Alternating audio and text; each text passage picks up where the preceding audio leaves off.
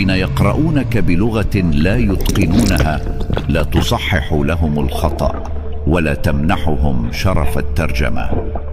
دع لهم عناء التأويل، فبعض العيون لا تريد أن ترى، بل تريد أن تخترع وجها يناسب خوفها ثم تحاكمك لأنك لم تشبهه.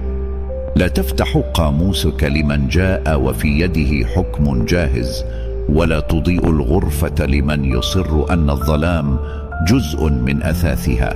فليس كل سوء فهم بريئا، بعضه سكين يلبس قفاز السؤال.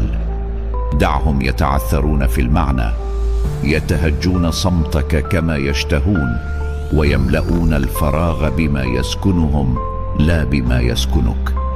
فالشجرة لا تشرح جذورها لكل عابر ظنها ظلا، والبحر لا يعتذر لمن لم يعرف غير حافة الموج.